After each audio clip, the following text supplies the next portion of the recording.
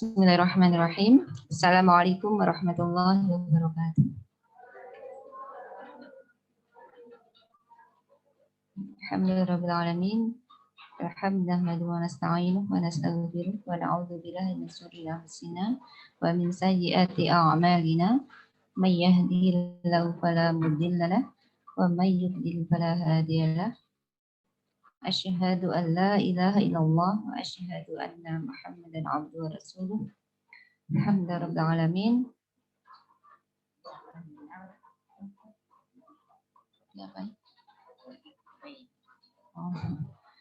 Ya, alhamdulillah malam hari ini di tengah rintik-rintik hujan ya, Allah kembali mempertemukan kita insya Allah untuk kembali memperdalam tentang Al-Quran. Salawat dan salam semoga tercurah pada uswah hasanah kita Nabi Muhammad Sallallahu Alaihi Wasallam serta keluarga, sahabat, tabi'in, tabi'ut tabi'in serta umat beliau semuanya, insya Allah termasuk kita. Langsung saja, insya Allah melanjutkan pembahasan kemarin ya. Kemarin pembuka, ini pembuka selanjutnya. Pembuka selanjutnya. Jadi kita akan mengkaji lebih dalam tentang apa itu sanad dan periwayatan. Kalau selama ini kan kita belajar tajwid ya, belajar tajwid, bacaan, membaca dengan membaca Al-Quran dengan riwayat bacaan apa? Riwayat bacaan yang kita baca? Hafiz, An, Asim, Torik, Torik Kunci ya. Toriknya Syatibiyah. Ya, jalur Syatibiyah atau Torik Syatibiyah. Ditampilkan share screen.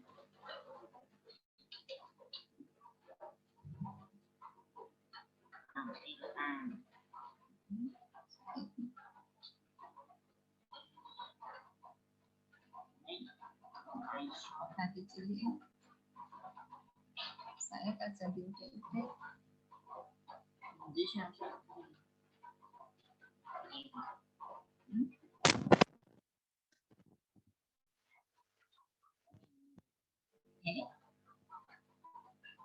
loh, malah di exit saya jangan ini action cari.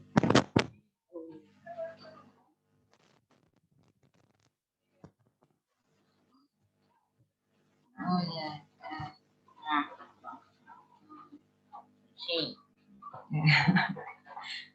Saya titik lagi. Tentang sanad dan periwayatan. Nah, insya Allah kita sudah sering mendengar kata-kata ini ya, tentang sanad Al-Quran, tentang riwayat bacaan dan sebagainya. Nah, jadi sebenarnya apa sih? Kita akan lebih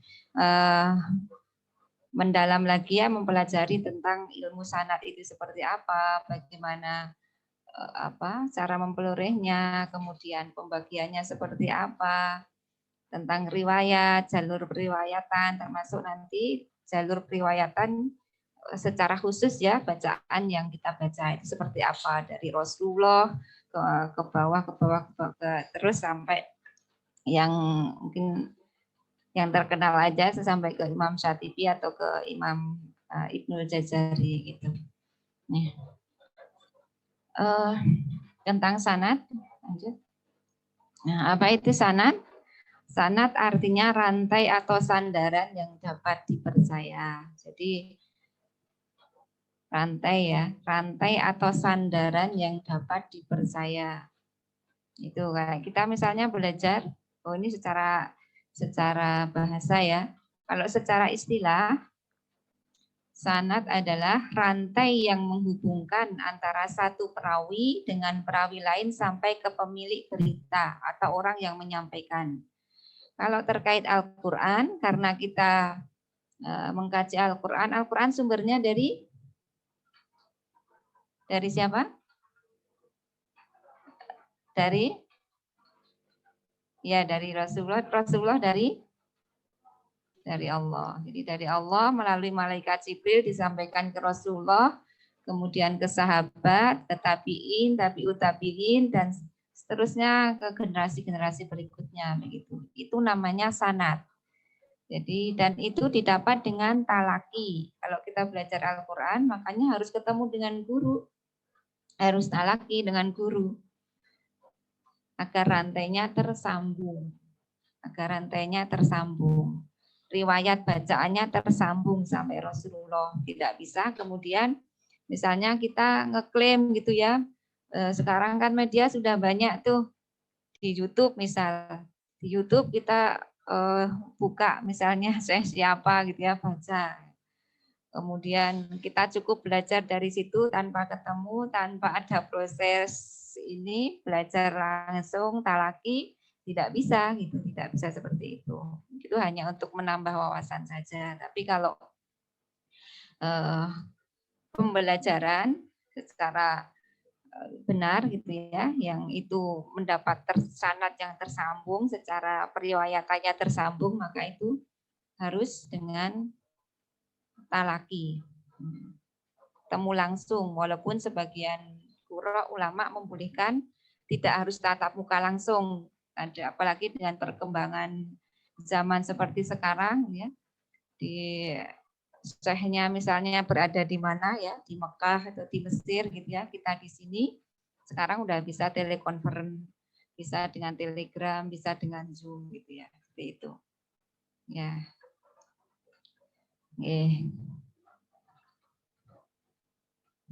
Kemudian itu sanad ya, terus riwayat. Apa itu riwayat? Riwayat berkaitan dengan penjagaan keaslian lafaz-lafaz. Nanti detailnya terkait riwayat ada di pembahasan berikutnya. Insya Allah. Riwayat ini kaitannya dengan penjagaan keaslian lafaz dari Al-Quran itu sendiri, bacaan dari Al-Quran itu sendiri. Dan ini harus talaki. Kalau sanad itu tadi rantainya, riwayat itu kaitannya dengan keaslian bacaan, untuk menjaga keaslian bacaan, di bacaannya.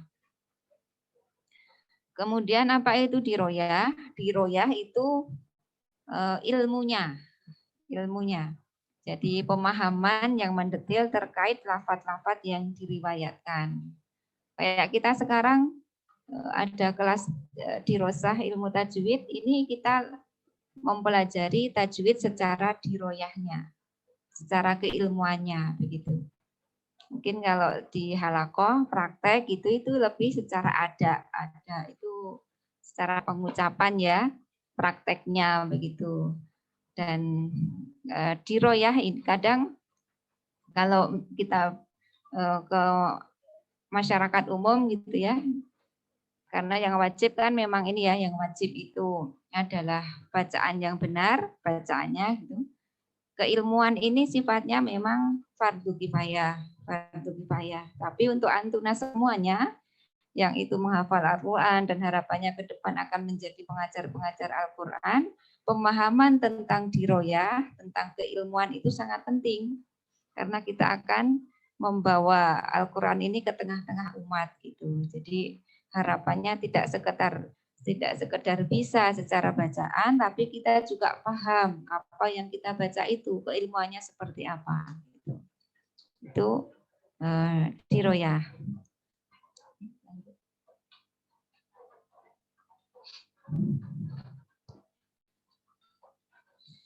Nah, terkait dengan sanad, ada 3 jenis sanad. Yang pertama adalah sanad Al-Quran, yang kedua sanad hadis, dan yang ketiga sanad kitab.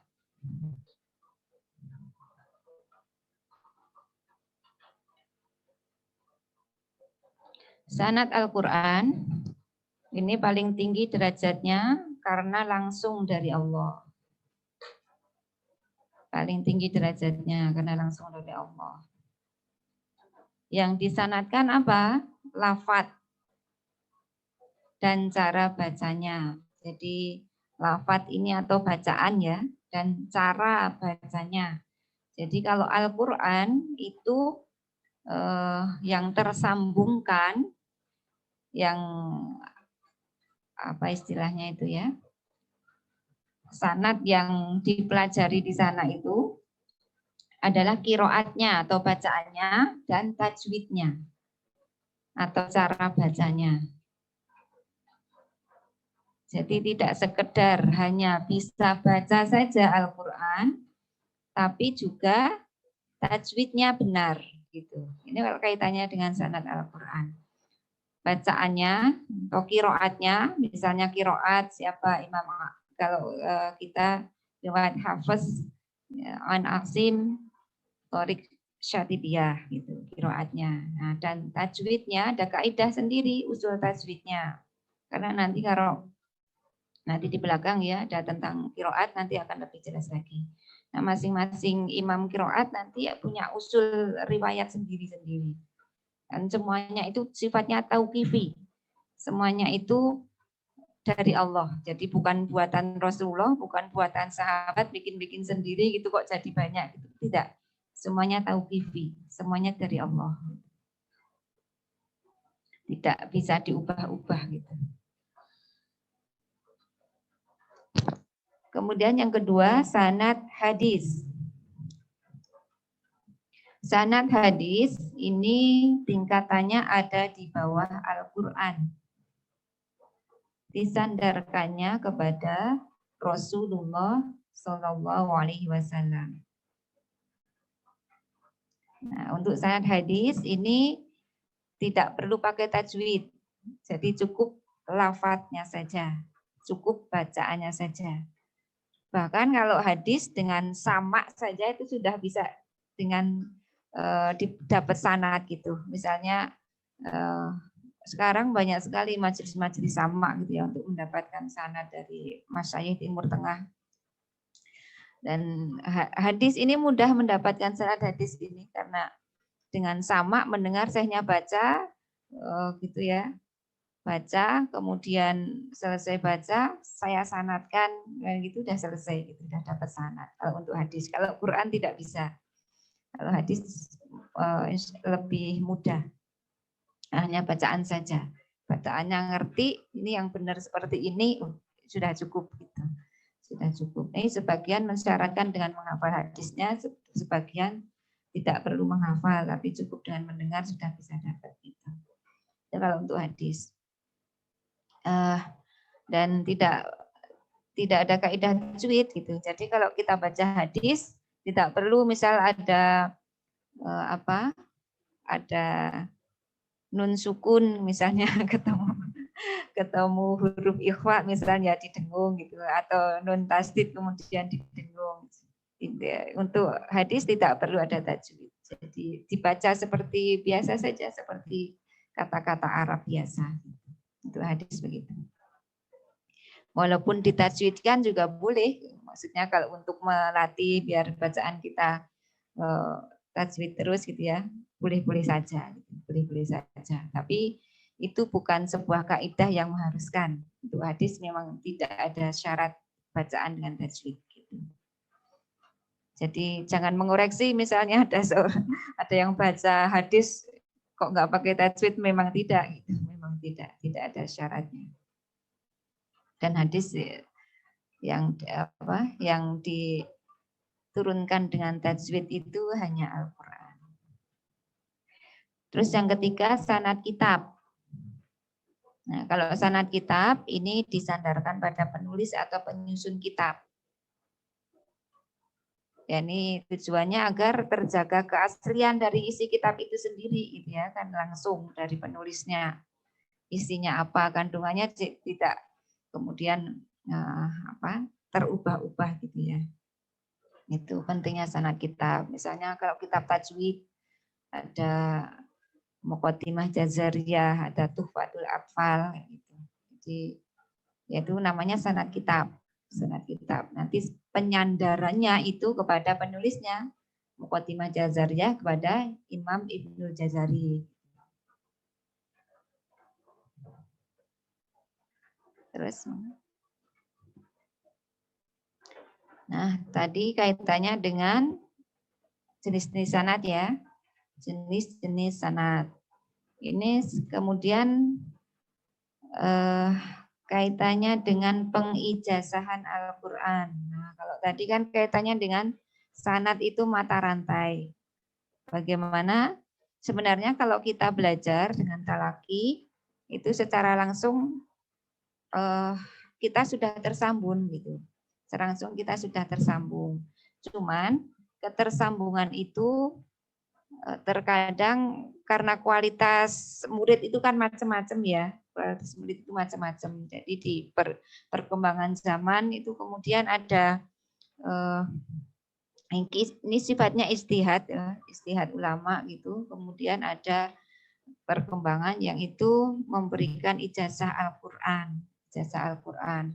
Kalau ke aslinya dulu-dulunya itu nggak pernah ada. Dulu-dulunya nggak pernah ada, ya udah belajar gitu. Belajar itu sudah tersambung sanadnya. Tapi karena zaman yang terus berkembang, manusianya juga macam-macam begitu ya. Umat juga butuh untuk dalam proses pembelajaran itu butuh guru yang memang berkualitas, secara standarnya itu benar-benar sesuai gitu. Maka kemudian perkembangan zaman ada yang namanya ijazah Al-Qur'an. Nah, pemberiannya kepada siapa? Ya kepada murid-murid yang itu gurunya itu melihat siap untuk diberi amanah. Siap untuk diberi amanah. Nah, ijazah itu apa? Ada dua macam, ada kiroah dan kiroah wal ikro.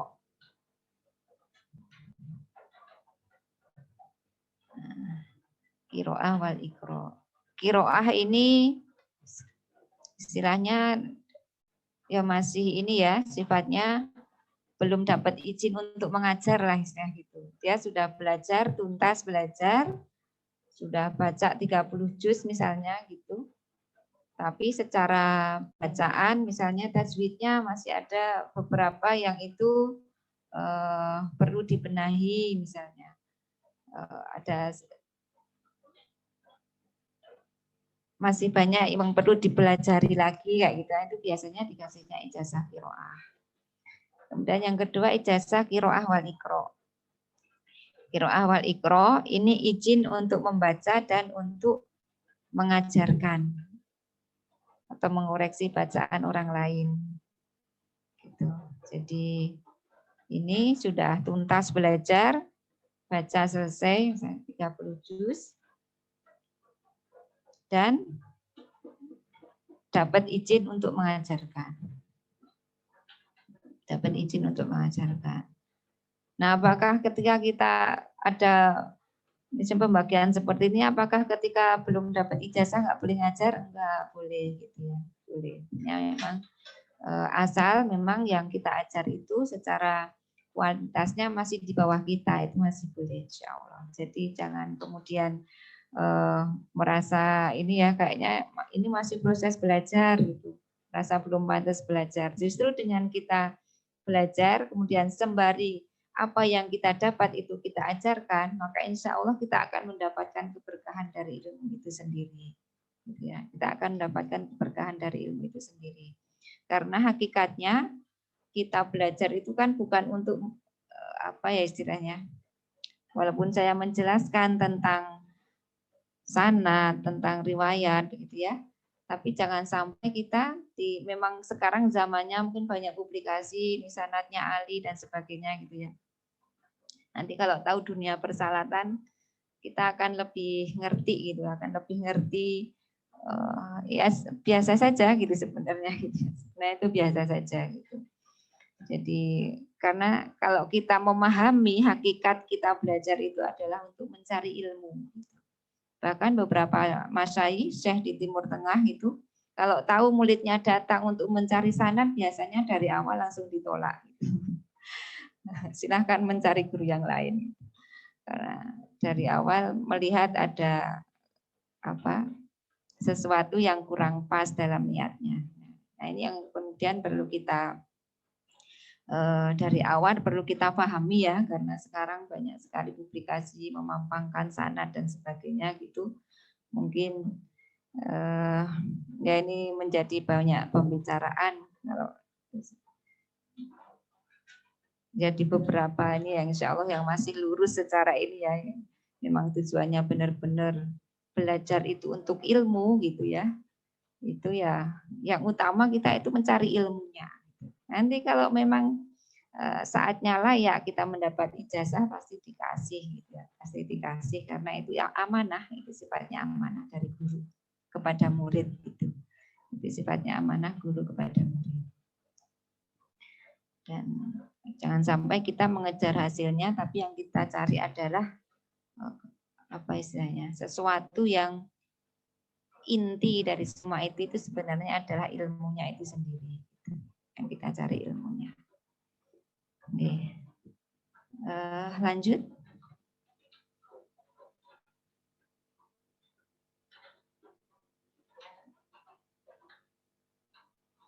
Ya. Kemudian cara mendapatkan ijazah.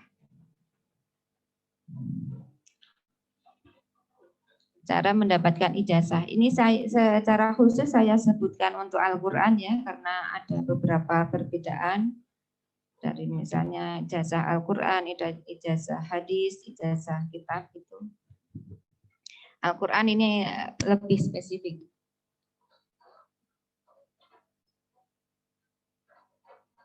Cara mendapatkan ijazah Al-Qur'an yang pertama adalah talqin atau talaki, as-sama dan al-ard. Maksudnya apa? Ini talaki yang paling bagus, ini talaki yang paling bagus. Tapi biasanya butuh waktunya sangat lama sekali. Gurunya membaca, muridnya menirukan. Nah, ketika murid menirukan itu, gurunya mengoreksi. Gitu. Jadi ini prosesnya lama. Makanya biasanya tidak ada yang murni dengan cara seperti ini. Kamilan 30 juz gitu. Karena ini butuh proses yang sangat panjang. Adanya ada tapi sangat jarang. Sekarang jarang ditemukan. Gitu, Mbak. Jadi gitu ya.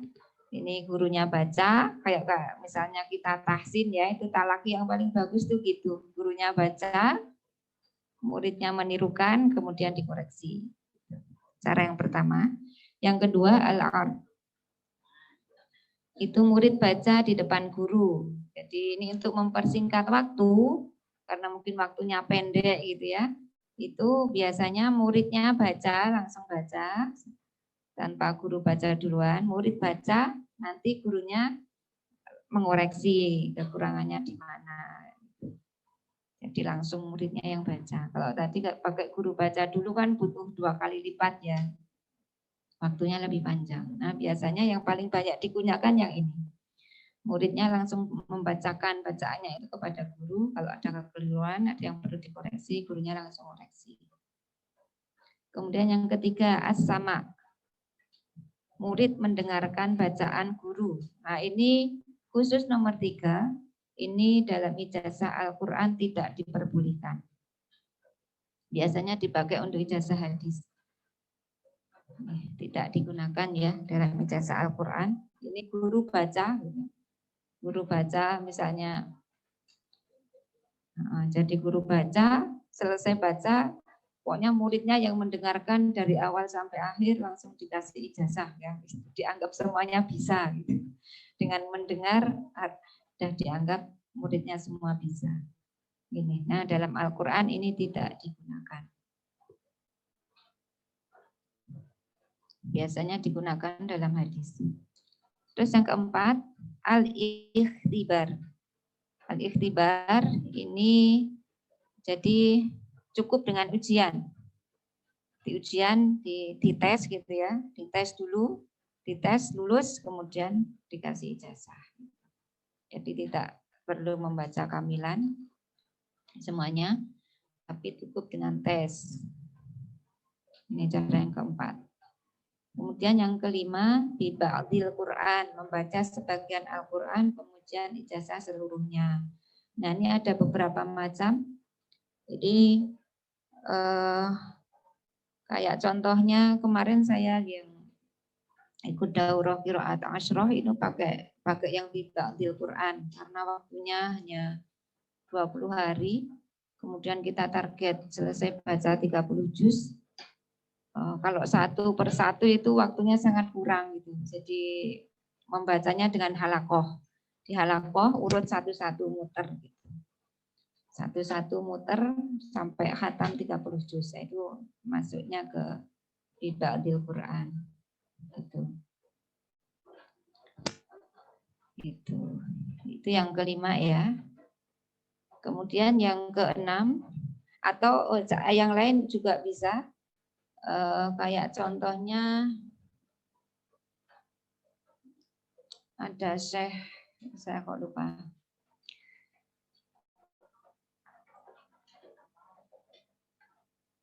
Dari Misri, Qura Mesir. Syekh Az-Zayat. Nah, Syekh Az-Zayat.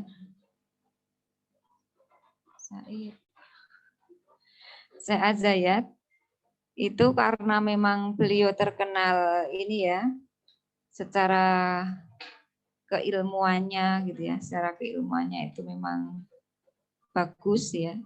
Jadi saya ceritanya kok agak lupa ya.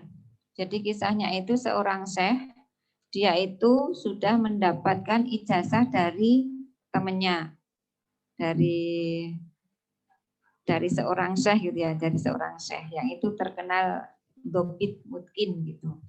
Nah kemudian syekh yang lain itu teman seperguruannya itu mengijazahkan Al-Quran kepada syekh ini karena dia sudah mendapatkan ijazah dari temannya yang itu menurut pandangan beliau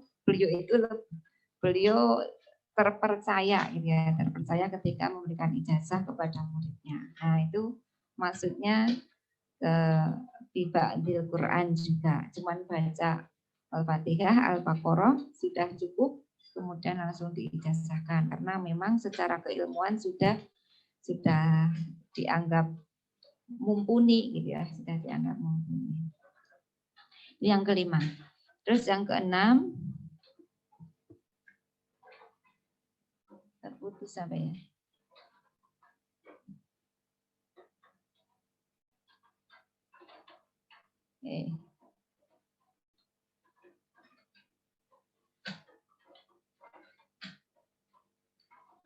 Saat ini gimana ya?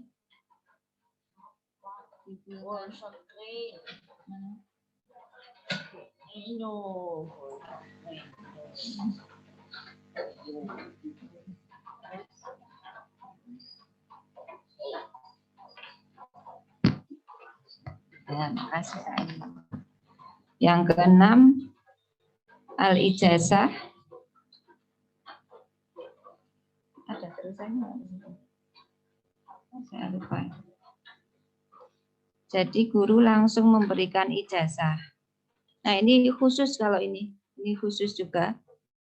Khusus juga kayak contohnya tadi seseorang yang sudah mendapatkan ijazah dari seorang syekh gitu ya, yang itu terpercaya, misalnya gitu. Misalnya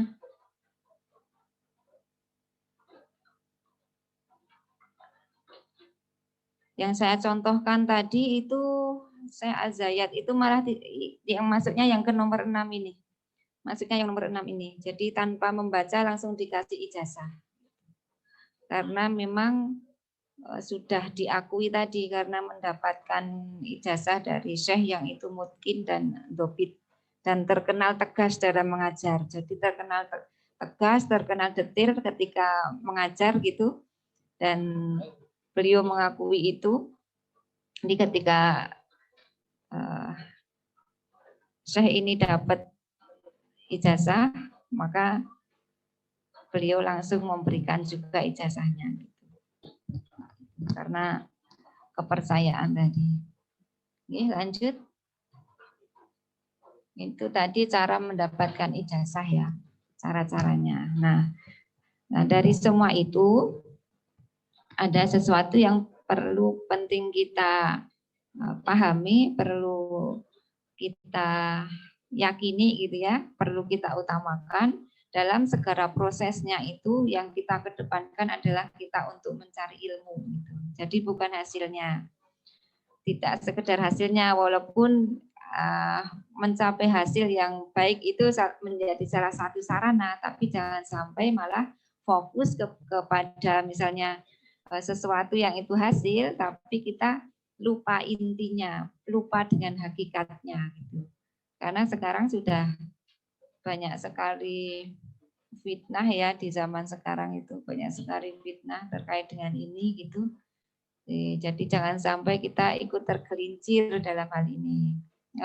Yang lurus juga insya Allah masih banyak sekali, tapi yang itu sangat amat sangat memudah-mudahkan itu juga banyak gitu. Jadi untuk zaman sekarang jangan fokus ke mendapatkan sanad karena dinamikanya luar biasa gitu. Bahkan bisa dibeli dengan uang.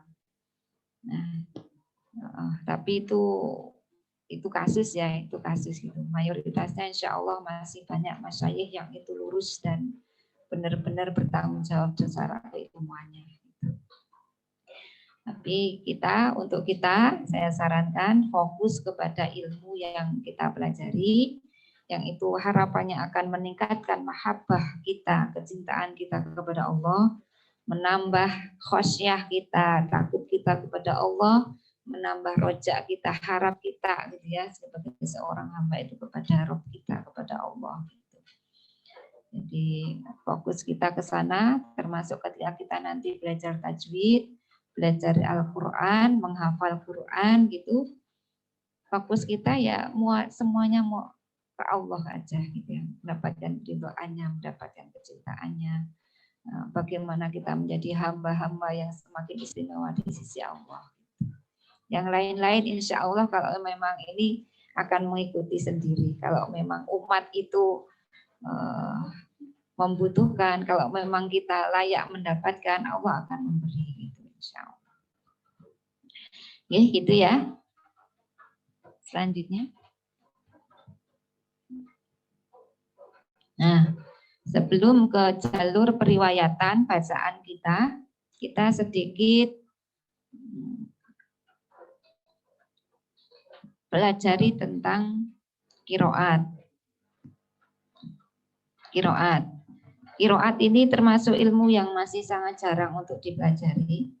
Tapi alhamdulillah akhir-akhir ini perkembangan di Indonesia sudah lumayan cukup marak ya, cukup banyak itu. Walaupun masih proses tumbuh gitu ya, masih proses tumbuh. Nah, apa bedanya antara ilmu kiroat dan ilmu tajwid? Apa bedanya antara ilmu tajwid dan ilmu kiroat? Sama-sama bacaan kan ya, tajwid kita juga mempelajari tentang ini, bagaimana membaca yang benar, kiroat juga kaitannya dengan bacaan Al-Quran juga. Nah, bedanya apa? Kalau ilmu tajwid, tajwid secara bahasa itu artinya at-tahsin. Artinya at-tahsin atau membaguskan. Kalau kiroat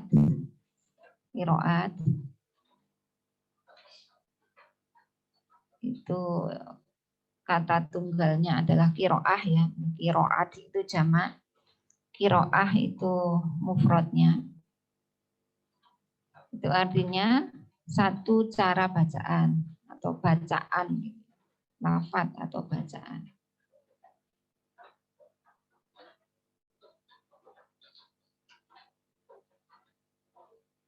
Bacaan. Jadi bacaannya. Contohnya misalnya apa? Kayak Al-Fatihah gitu. Al-Fatihah. Maliki yaumiddin. Ada riwayat lain yang membaca Maliki yaumiddin. Nah, itu masuknya ke qiraat. Ada perbedaan cara bacaan di Maliki dan Maliki. Itu qiraat. Tapi cara membaca dengan benar, dengan bagus, seberapa ukurannya, itmamul harokatnya berapa, ukuran panjang matnya, mat aslinya berapa, itu masuknya ke tajwid. Secara istilah ilmu tajwid, ikhraju kulli harfin mim makhrajihi ma'i'ta'ihi haqqahu wa mustahaqqah. Mengeluarkan setiap huruf dari makhraj atau tempat keluarnya dengan memberikan hak dan mustahaknya. Jadi mengeluarkan setiap huruf dari makhraj atau tempat keluarnya dengan memberikan hak dan mustahaknya. Hak huruf itu sifat yang senantiasa melekat, mustahak itu yang kadang muncul, kadang tidak, gitu ya, sesuai kondisi. Nah, makanya kita perlu mempelajari makharijul huruf dan sifatul huruf. Dan hukum-hukum bacaan itu nanti kaitannya dengan mustahak, hukum bacaan. Kalau ilmu qiraat apa? Ilmu untuk mengetahui tata cara membaca lafaz atau kalimat Al-Quran, baik yang dibaca sama maupun berbeda oleh para qurra. Jadi tata caranya, bacaannya tadi ya, ada khilaf atau tidak. Kayak misalnya Bismillahirrahmanirrahim. Nah, itu qurra semuanya sama, tidak ada khilaf. Tidak ada khilaf.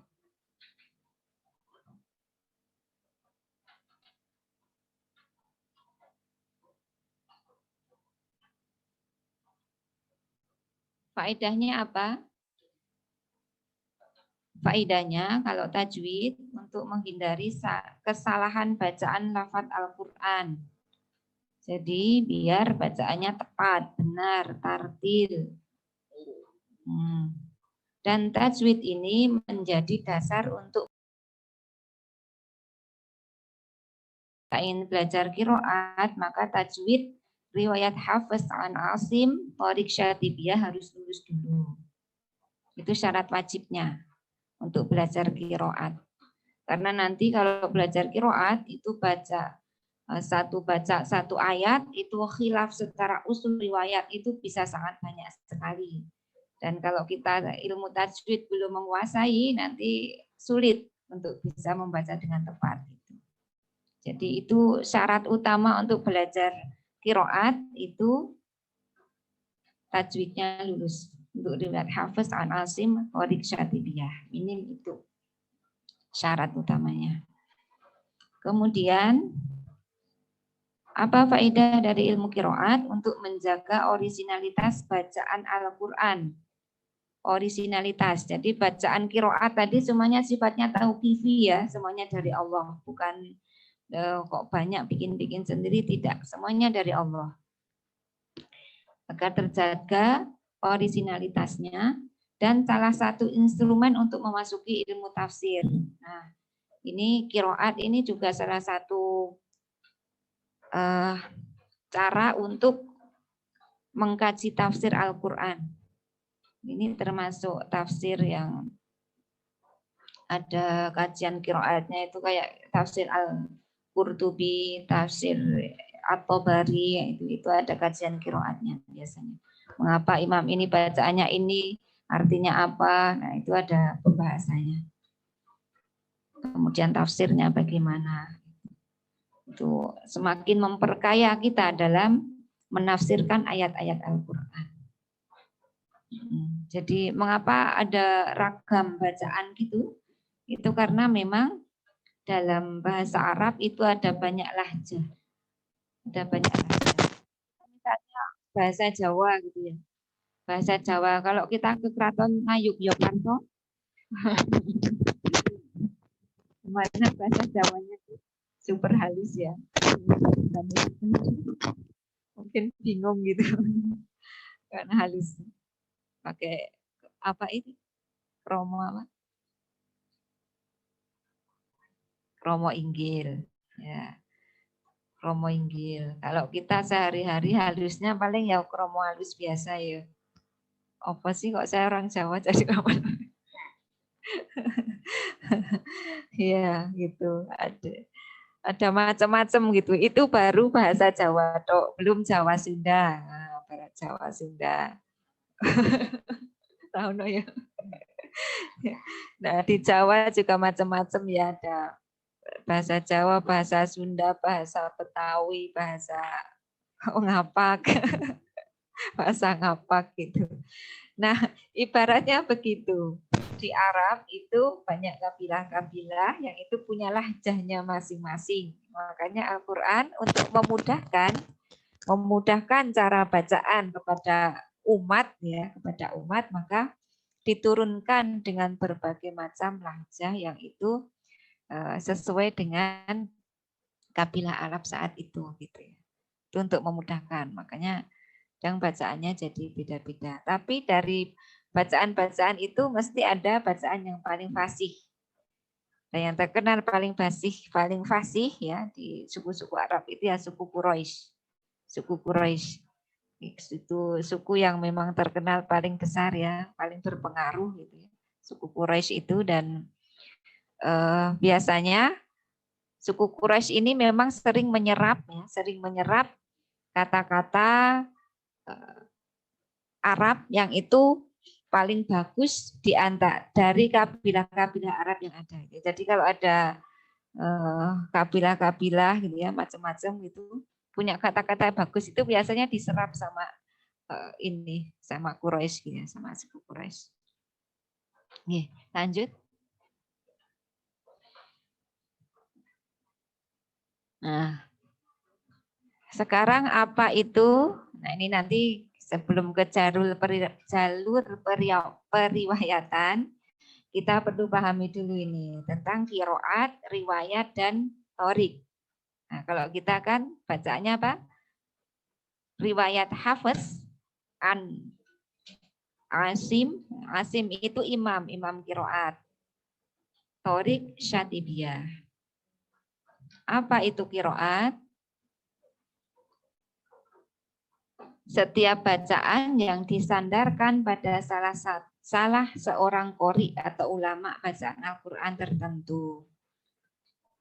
Kiroat, kayak misalnya kiroat Imam Asim yang jalur kita ya. Kiroat Imam Asim, ada kiroat Imam Nafi, kiroat Imam Hamzah dan seterusnya. Itu ke imam. Kiroat, bacaan imam. Nah, nanti ya akan kita jelaskan lebih detail lagi mengapa kok namanya yang diambil Imam Asim, kenapa Imam Nafi, dan seterusnya. Riwayat, apa itu riwayat? Bacaan yang disandarkan pada perawi atau orang yang mengutip kiroat dari imam kiroat tertentu. Jadi riwayat, ya kita riwayat Hafiz an Asim. Imam Hafiz itu muridnya Imam Asim. Nah, makanya bacaannya Hafiz itu disebut sebagai riwayat. Imam Hafiznya disebut sebagai perawi. Imam Hafiznya disebut sebagai perawi, bacaannya riwayat. Karena posisinya dia belajar dari imam kiroat, yaitu imam siapa? Imam Asim. Gitu. Jadi secara jalur sanad dia di bawahnya imam, itu namanya perawi, bacaannya riwayat.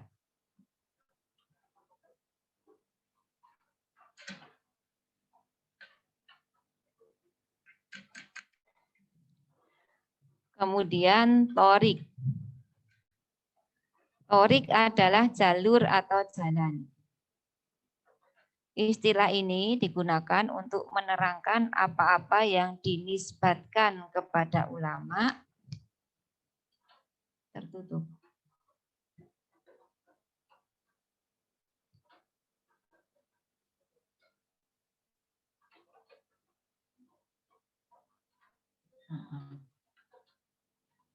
Dinisbatkan kepada ulama yang menukil dari para perawi.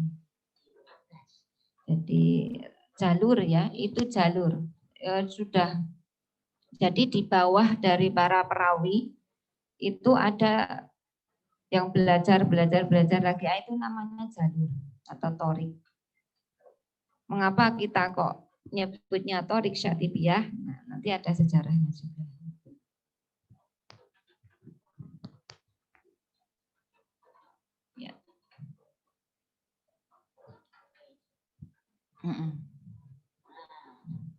Nah, ini qiraat mutawatirah.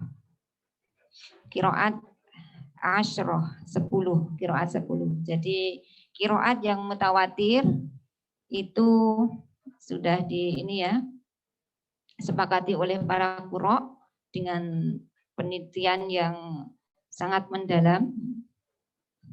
Yang melakukan penelitian adalah Imam Ibnul Jazari. Itu tertulis dalam kitab beliau, kitab An-Nasr ya. Kitab An-Nasr, fi Thayyibatun Nasr, itu secara khusus menjelaskan tentang qiraat 10 ini, qiraat asyroh. Itu bacaan dari 10 imam, masing-masing imam punya 2 perawi. 2 perawi. Apa tadi perawi?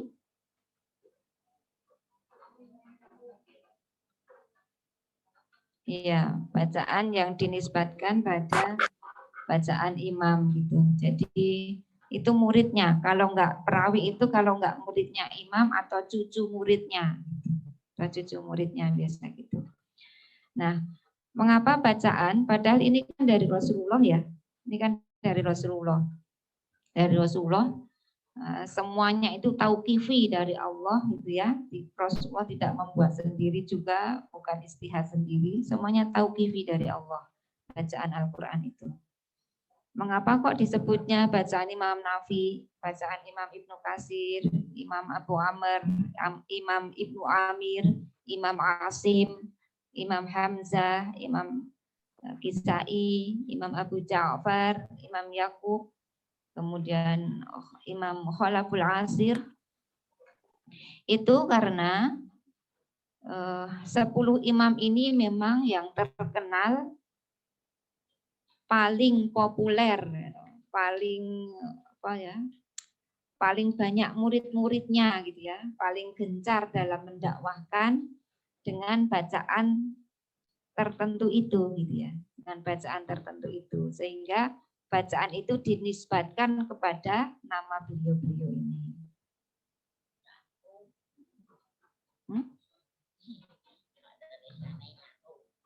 Iya.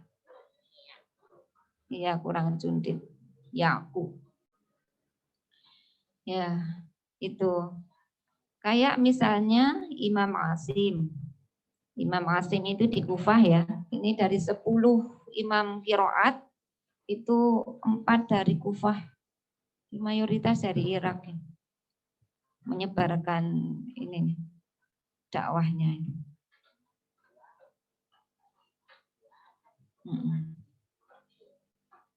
Nah, mengapa tidak urut ya? Ini awalnya memang dulu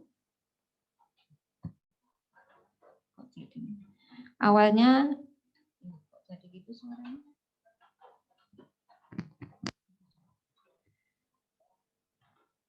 Sebelum 10 ini dulu tes. Nah, udah. Sebelum 10 oh enggak tahu. tes matiin. Tes ya. Kok jadi gitu suaranya? Nah, sebelum 10 itu 7 qiraat. Sebelum 10 itu dulu-dulunya yang mutawatir itu yang meneliti Imam Mujahid ya. Imam Mujahid itu 7 qiraat yang menurut beliau ini adalah mutawatir yang asli, karena saat itu perkembangan Islam begitu pesat, terus penyebarannya kemana-mana gitu ya, sampai kemudian ada beberapa penyimpangan bacaan gitu. Makanya kemudian Imam Mujahid saat itu meneliti dia mana yang memang bacaan yang mutawatir, dan kemudian dari hasil penelitian itu para qurra dikumpulkan ya, para qurra dikumpulkan untuk kemudian bermusyawarah membahas ini dan disepakati ada 7 imam. Tapi kemudian pada zaman-zaman berikutnya Imam Ibnul Jazari ini merasa ini ya, sepertinya nggak cukup ini cuma 7. Gitu. Beliau kemudian meneliti lagi, jadi sampai Masya Allah Imam Ibnul Jazari itu, beliau tuh kemana-mana ketemu para ini ya, para syekh gitu ya, khusus untuk belajar. Bahkan ketika ada kitab gitu ya, beliau selalu mencari penulis kitabnya untuk bertemu langsung untuk belajar. Gitu. Itu sampai sebelum menulis An-Nasr itu beliau sekitar 70 orang ulama itu beliau temui secara khusus penulis kitabnya langsung. Kemudian beliau meramu itu menjadi sebuah kitab itu yang isinya tentang qiraat asyraf itu. Tapi sebelumnya juga dalam prosesnya itu ya itu sama ya, dari penelitian itu kemudian ada majelis para qurra gitu ya, majelis para qurra di berbagai negara dikumpulkan dan dimusyawarahkan, disepakati yang mutawatir itu 10 sesuai dengan penelitiannya Imam Ibnul Jazari, dan itu sampai sekarang makanya beliau memang terkenal sebagai seorang mujadid ya di dalam ilmu Al-Quran, dan karya-karya beliau sangat banyak sekali sampai sekarang masih terus digunakan. Itu Al-Imam Ibnul Jazari yang merangkum bacaan dari 10 imam ini dalam satu kitab, An-Nasr fi Thayyibatin Nasr. Kalau Imam Asy-Syatibi yang merangkum 7 imam qiraat ya, qiraat sab'ah itu dalam kitabnya Hirzul Amani yang qiraat 7.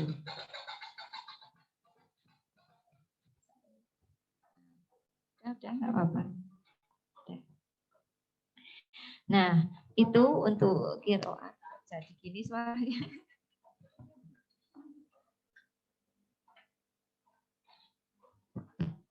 Tes.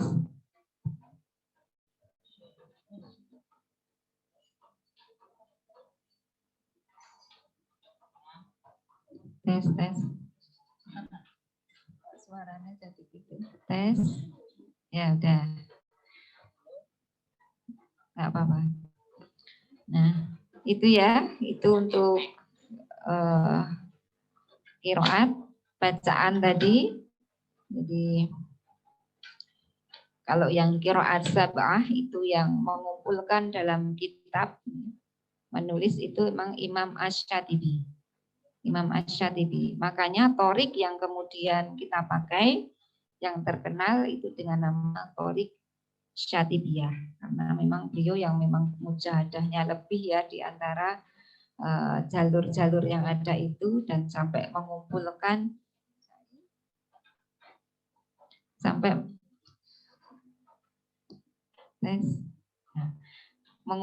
dalam satu kitab khusus itu namanya kitab Hirzul Amani tentang qiraat sab'ah, bacaan dari 7 imam qiraat. Salah satunya adalah riwayat Hafiz an Asim Thorik Syatibiyah, karena penulis kitabnya Imam Asy-Syatibi. Karena penulis kitabnya Imam Asy-Syatibi maka disebut Thorik Syatibiyah. Jadi kalau nanti belajar qiraat sab'ah itu toriknya sama semuanya Thorik Syatibiyah. Dari Imam Nafi sampai Imam Al-Kisai untuk yang sugro ya. Karena nanti kalau belajar yang kubro, masing-masing imam ini punya 50 torik. Punya 50 jalur. Imam Asim itu ada 56 torik jalur. Tapi beberapa itu mirip-mirip sama gitu. Kalau di aslinya itu ada 46 torik. Gitu. Itu kalau yang kubro ya. Kalau yang kubro itu yang dirangkumnya dalam kitabnya Imam Ibnul Jazari. Jadi kalau Imam Syatibi hanya 1 jalur saja. Kalau Imam Ibnul Jazari itu lengkap semuanya tertulis, 10 imam, 20 riwayat, karena masing-masing imam punya 2 perawi, dan toriknya ada 980 torik dari 10 imam ini. Gitu.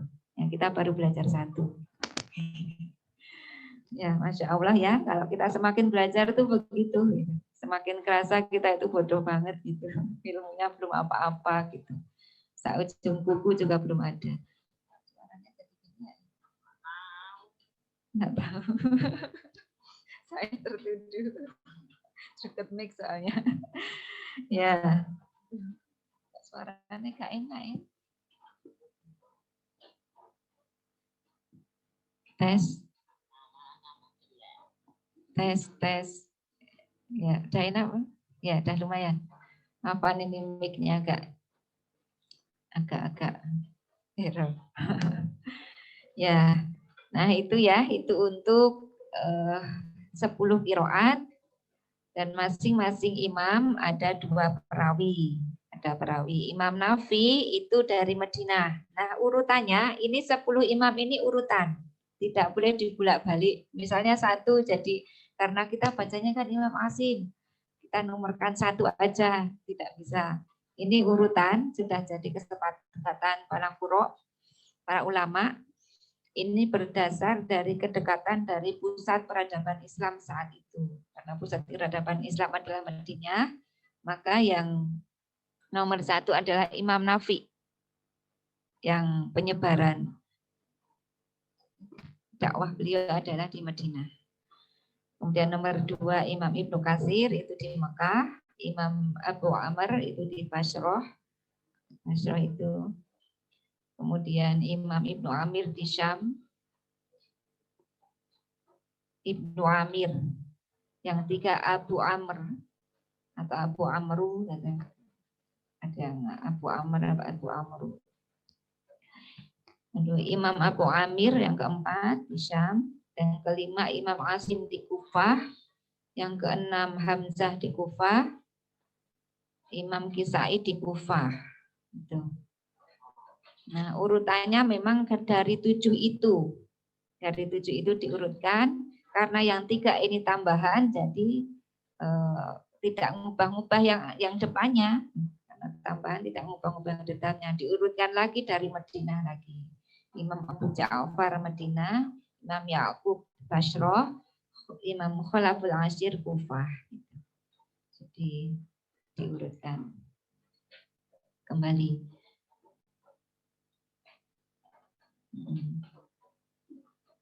Imam Nafi ini ada 2 perawi, Qaulun dan Warsh, Ibnu Katsir 2, Al-Bazi dan Kumbul, Abu Amr 2 perawi, Aduri dan Astusi, kemudian Ibnu Amir itu Hisham dan Ibnu Dzakwan, Asim itu Syu'bah dan Hafiz. Kemudian Imam Hamzah itu Khalaf dan Khalad. Kemudian Kisai ada Abu Haris dan Ad-Duri. Jadi karena ada 2 Ad-Duri, biasanya itu ditambahkan Ad-Duri Abu Amr dan Ad-Duri Al-Kisai gitu. Karena ini 1 orang memang, 1 orang tapi jadi 2 perawi untuk beda imam. Terus Abu Ja'far itu Ibnu Wardan dan Ibnu Jammas, Imam Yakub, Ruwai dan Ruh, kadang bacanya gitu. Khalaful Ashir, Ishaq dan Idris. Nah, ini ada 20 perawi dari 10 imam. Insya Allah semoga nanti berkesempatan untuk belajar ya. Insya Allah nanti kalau udah selesai dirosah tajwid sama ulumul Quran, bismillah nanti insya Allah saya buka untuk kelas qiraat.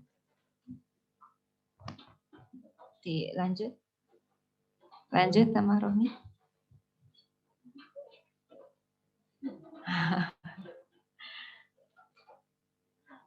Nah, ini jalur sanad untuk riwayat Hafiz an Asim. Hafiz bin Sulaiman. Nah, jalur riwayat Hafiz an Asim dari Rasulullah.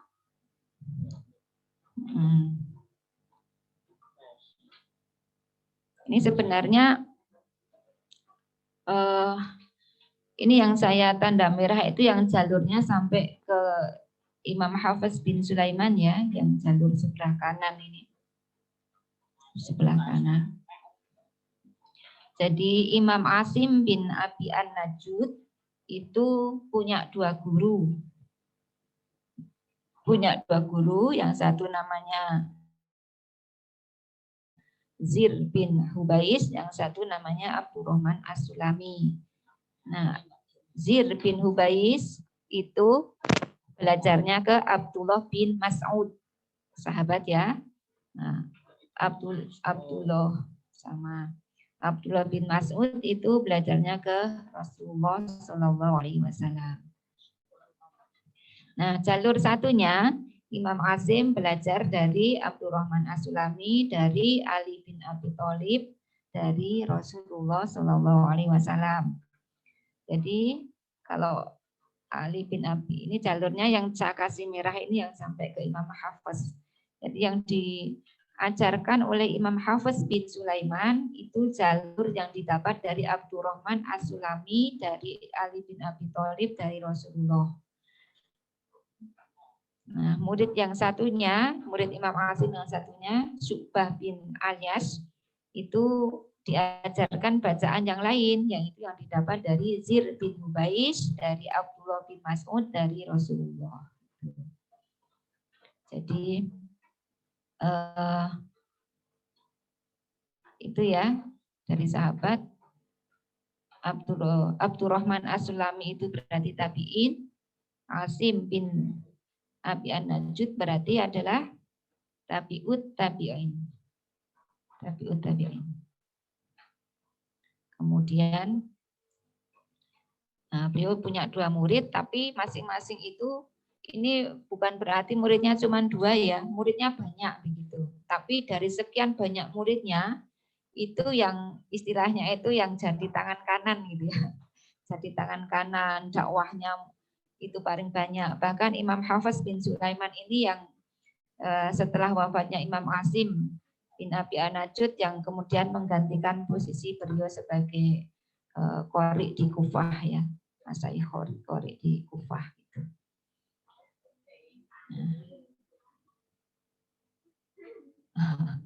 Ya, ini untuk jalur sampai ke Imam Hafiz dari Rasulullah bin Abi Thalib, Abdurrahman As-Sulami, Asim bin Abi Najud, Hafiz bin Sulaiman. Jalur secara utuhnya sampai ke Imam Asy-Syatibi, jalur Syatibi. Selanjutnya.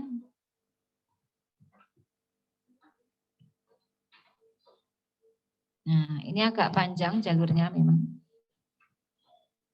Karena generasinya ini ya, generasinya agak apalagi sampai zaman kita sekarang itu sudah kira-kira sekarang udah generasi ke-29, ke-30 gitu.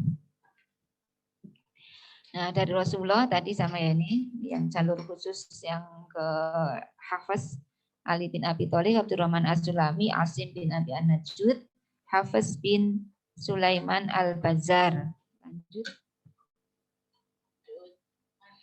Nah, kemudian dari Hafiz bin Sulaiman itu muridnya, ini bawah-bawahnya ini tandanya murid-muridnya ya, murid-muridnya. Muridnya Hafiz itu Ubaid bin Sobah. Nah, makanya kadang kucingnya mau ikut ngaji. Kadang disebut juga jalur, karena ini posisinya kan di bawahnya perawi ya. Perawinya tadi siapa? Imam Hafiz. Nah, dari Ubaid bin Asobah, Ahmad bin Sahla Usnani, Ali bin Muhammad, Thahir bin Ghalbun, Utsman bin Said. Nah,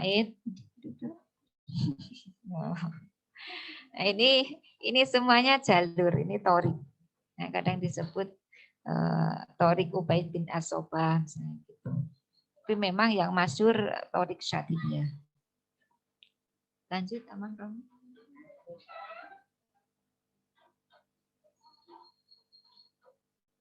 Nah, kemudian yang urutan selanjutnya muridnya ya Sulaiman bin An-Najah itu muridnya muridnya Sulaiman Ali bin Huzail. Nah, muridnya beliau ini adalah Al-Qasim bin Firuh Asy-Syatibi atau Imam Asy-Syatibi. Jadi secara jalur periwayatan atau sanad beliau ini urutan ke-12 dari Rasulullah gitu. Urutan ke-12. Jadi generasinya memang udah agak panjang. Imam Asy-Syatibi yang sudah melalui berbagai macam itu ya tadi penelitian-penelitian qiraat tadi gitu. Kemudian muridnya beliau siapa? Ali bin Suja. Muridnya lagi Taqiyuddin Muhammad bin Ahmad. Muridnya Taqiyuddin Abdurrahman bin Ahmad. Muridnya Abdurrahman bin Ahmad, Muhammad bin Muhammad Ad-Dimashqi Al-Jazari atau Imam Ibnul Jazari. Biasanya disebut begitu. Itu beliau urutan ke-16. Itu yang menuliskan tadi ya 10 imam qiraat dalam dengan 20 perawi dan 980 torik. Itu qiraat Asyroh Kubro, seringnya disebut begitu, karena mengumpulkan seluruh bacaan imam dengan seluruh perawi dan seluruh jalur bacaan, seluruh jalur bacaan dirangkum di sana semuanya. Itu Masya Allah perjuangannya Imam Ibnu Jazari sehingga sampai sekarang masih satu-satunya kitab rujukan yang terus menjadi pegangan ketika belajar qiraat. Imam Asy-Syatibi dengan qiraat sab'ah, Imam Jazari dengan qiraat asyroh. Ini untuk jalurnya bisa dipahami ya, untuk jalur riwayat yang kita baca apa tadi? Riwayat Hafiz an Asim Torik Syatibiyah gitu. Ini dari sini ada yang ditanyakan?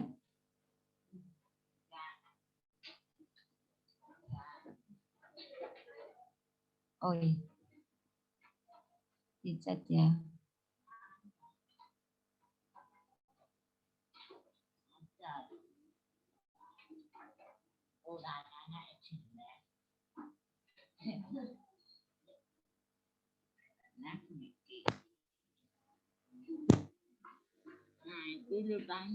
Oh ini. Bagaimana sejarah dan fungsi perbedaan tajwid atau tahsin dalam riwayat yang sama, misalnya dalam riwayat Hafiz an Asim jalur Syatibi. Perbedaan tajwid atau tahsin. Nah, untuk tajwid atau tahsin itu jadi Al-Qur'an, suaranya jadi gini. Tes. Said.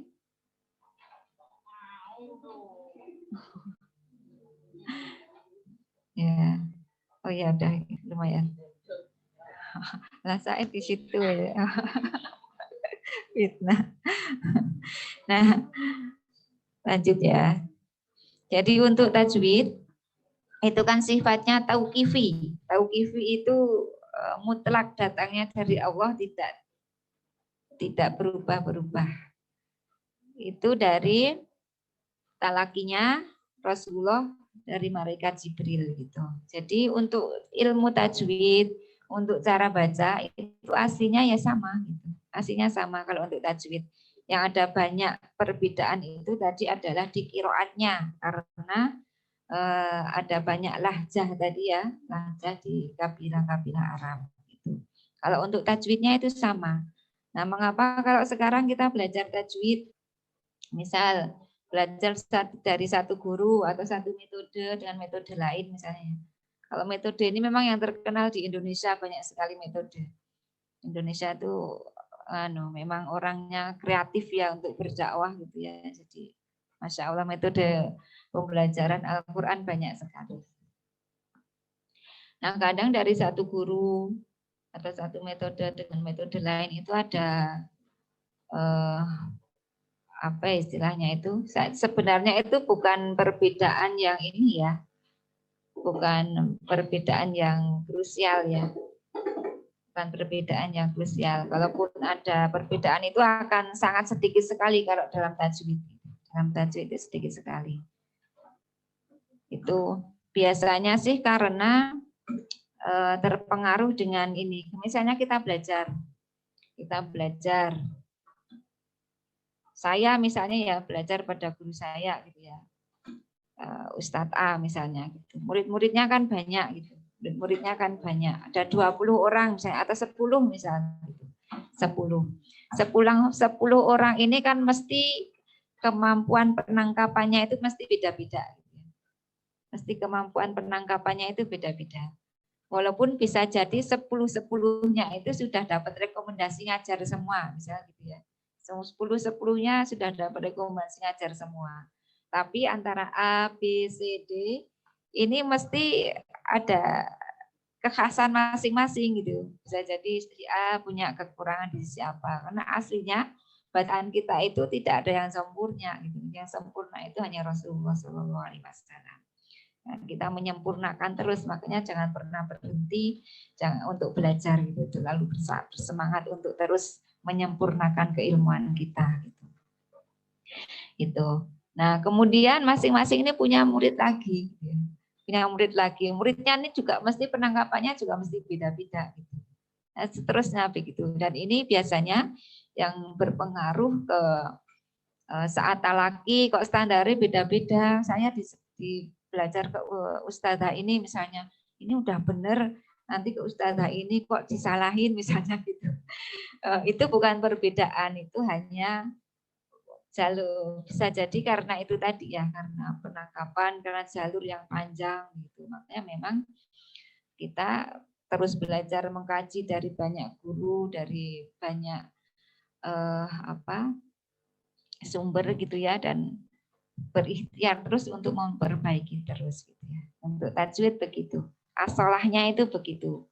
Cuman terkadang memang ada kekhasan sendiri, misalnya dari jalur Mas Syekh yang Syam misalnya. Itu kecenderungannya itu tegas, jelas. Kemudian kalau Mesir misalnya kecenderungannya itu halus gitu ya. Kecenderungannya halus dan bernada biasanya begitu. Nah, masing-masing punya kekhasan sendiri-sendiri. Tapi tetap kalau bab keilmuan sendiri ya adanya itu patokannya sama, tidak ada yang berbeda. Bahkan dalam 10 qiraat itu kaidah tajwidnya itu sama. Makanya tadi menjadi syarat untuk belajar qiraat itu adalah tajwid. Tajwidnya bagus dulu baru boleh belajar qiraat.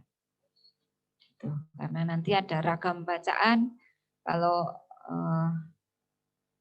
ro misalnya ya kita baca ro, kalau di Hafiz an Asim fathah, ro fathah itu tafsim. Tapi nanti kalau belajar di riwayat Warsh, ro yang itu sebelumnya huruf berharokat kasroh itu dibaca dengan tipis. Jadi kita harus bisa bagaimana ro tipis, bagaimana ro tebal untuk ro fathah. Nah, contoh-contohnya begitu. Mengapa tajwid penting? Karena nanti kalau tajwidnya belum lulus itu rawan untuk campur aduk riwayat. Nah, ini tidak boleh. Kita baca sekali duduk satu riwayat selesai. Tidak boleh misalnya saya baca surat Al-Fatihah ayat 1, kalau ayat 1 sebenarnya sama. Jangan Al-Fatihah ya, Fatihah banyak yang mirip. Al-Baqarah misal, Al-Baqarah ayat 1 pakai riwayat Hafs, ayat 2 pakai Syu'bah misalnya. Ayat ketiga pakai riwayat Qalun misalnya. Enggak boleh seperti ini. Jadi enggak boleh ganti-ganti. Sekali duduk ada satu riwayat, satu usul, selesai. Kalau mau ganti riwayat dikasih jeda. Dikasih jeda. Kalau kayak sholat jedanya dengan rukuknya gitu ya. Boleh kasih jeda dengan rukuknya.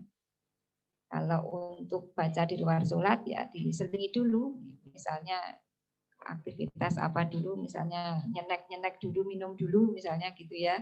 Nanti lanjut saya mau murojaah riwayat ini, misalnya gitu. Jadi baru dilanjutkan ke riwayat yang lain.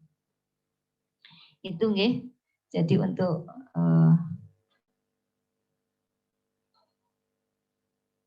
ada pertanyaan.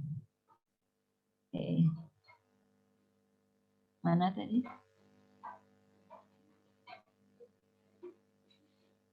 Vanita ya? Atasnya ada nggak?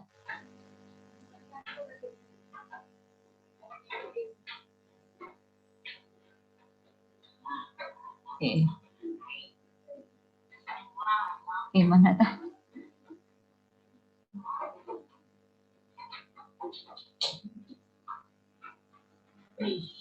Kok mana terus? Nah itu.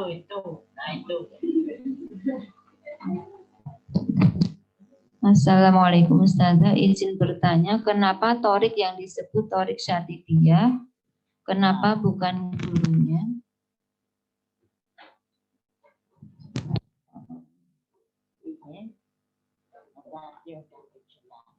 Atau muridnya ada jari yang sudah dipanggil? Oh, tadi.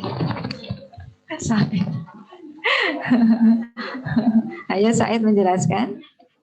Hati-hati kabur.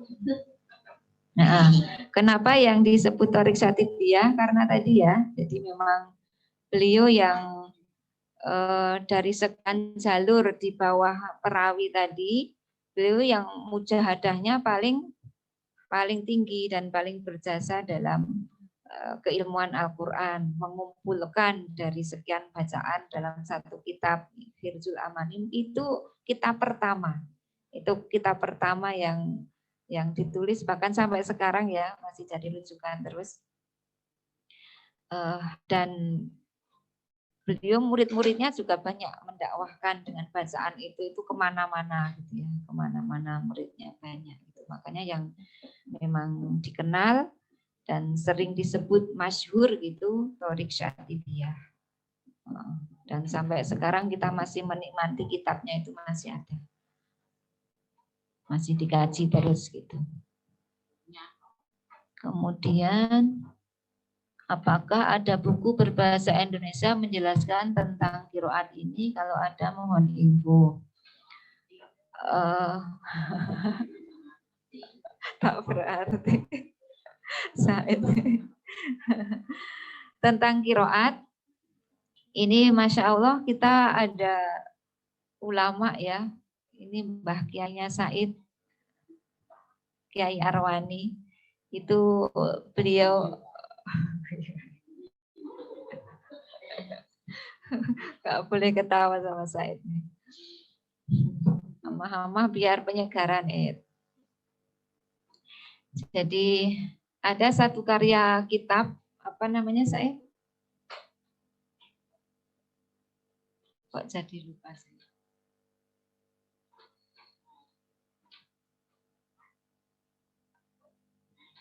Mambaul Barokat. Satunya apa Kok jadi lupa nam? Faidul Barokat. Nah, ada kitab Faidul Barokat, itu karya Mbah Kiai Arwani almarhum ya. Itu kitab qiraat sab'ah pertama yang ditulis oleh ulama kita asli Indonesia.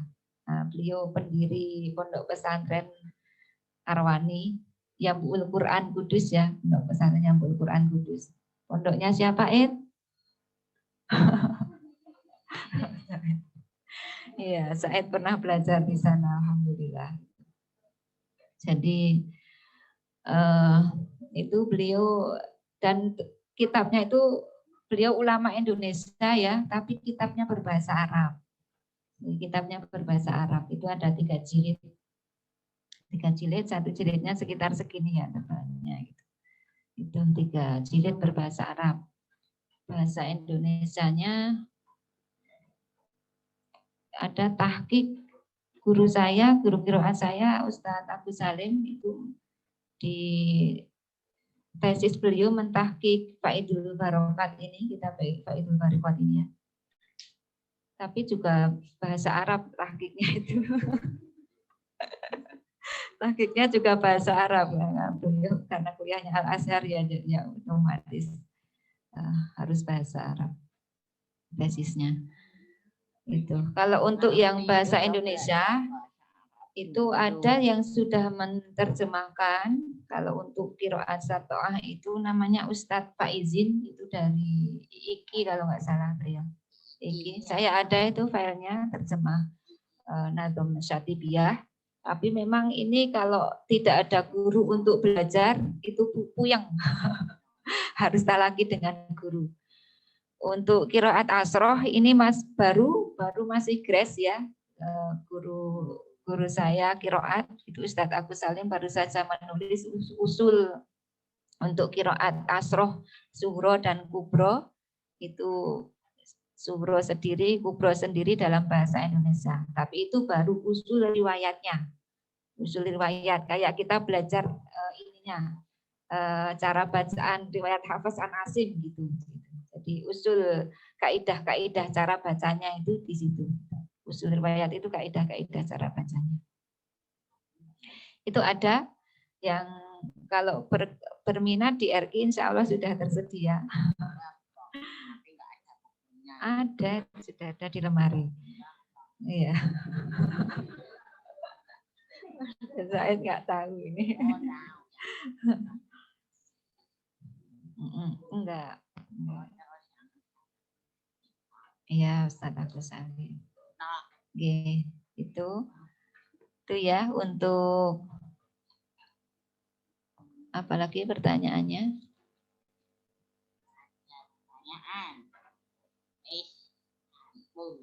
Oh ya. Yang di sini ada pertanyaan?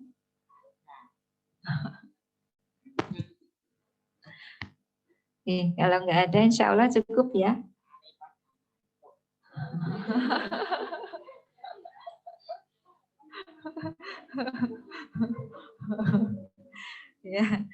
Ya, insya Allah kalau cukup, alhamdulillah kita cukupkan, semoga bermanfaat ya, menambah wawasan kita, pengetahuan kita tentang sana, tentang periwayatan, bacaan kita gitu ya, selama ini sehari-hari kita baca.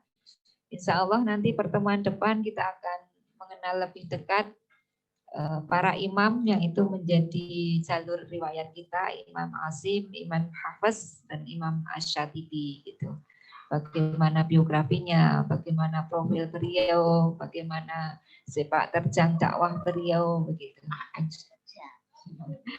Insya Allah begitu kita akan mengenal lebih dekat. Semoga dengan begitu akan membuat tumbuh lebih kecintaan dan kedekatan kita kepada para masyayikh, para qurra gitu. Insya Allah ini dari saya, mudah-mudahan bermanfaat. Kalau ada kekurangan dan kekurangannya saya mohon untuk dimaafkan karena keterbatasan kekhilafan saya pribadi. Khairul kalam. Assalamualaikum warahmatullahi wabarakatuh.